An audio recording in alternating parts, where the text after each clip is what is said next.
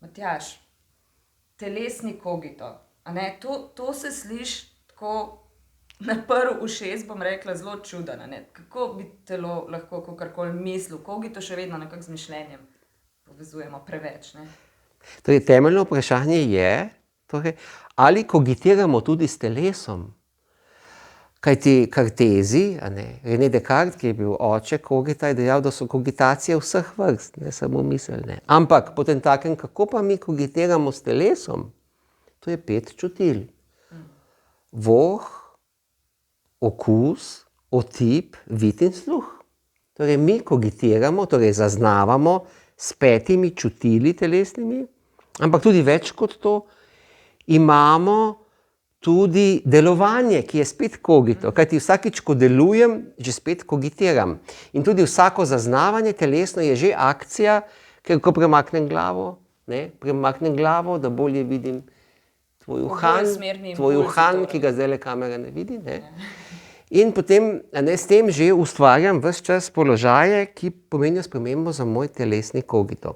Na podlagi telesnega kogita nastaja potem seveda miselni, psihični, pa tudi intuitivni, v katerem govoriva v drugem prispevku, poteka lahko vzporedno s telesnim. Ampak ta telesnost pomeni neko konkretno razpostavitev po času in prostoru, ki določa strukturo zaznavanja, strukturo delovanja, pa tudi stvarjenje lastnega kozmosa v telesnem kogitu, ki pomeni svoja lastna dejanja, tisto, kar naredim, tisto, kar pa ne naredim, pa je lahko enako pomembno kot tisto, kar tudi naredim. Kako se pa ta telesni kogito v teh 3 različnih načinih kaže? Ta 3 različne načine najbrž misliš na 3 moduse telesnega kogita, kakor nam jih predstavlja zodiakalna mandala. Ti 3 telesni modusi so kardinalni ali glavni telesni modus, ki ga predstavlja kozorog, ki je arhetip strukturnega čutilca. Torej, to je organizatornost telesa. Torej, vsi poznamo neko organizatornost, katere posledica je konkretna organizacija našega telesnega življenja. In to je pravzaprav tisti del telesnega kogita, s katerim ves čas na novo organiziramo, postavljamo, opravljamo svoje zaznavanje, svojo akcijo in s tem tudi svoje dejanja v konkretnem življenju.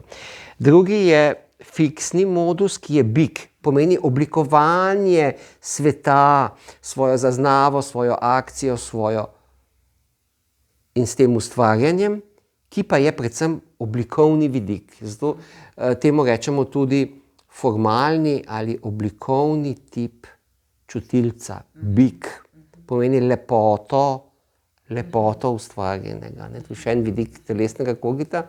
In potem imamo še funkcionalni vidik. Torej, mi želimo z vsem, kar smo organizirali in na to postavili, želimo z neko funkcionalnostjo ustvariti uporabno vrednost objekta in konec koncev telesni kogito nam pove še eno za novi vek precej pregrešno zadevo, namreč, da tudi človek je sam v sebi objekt.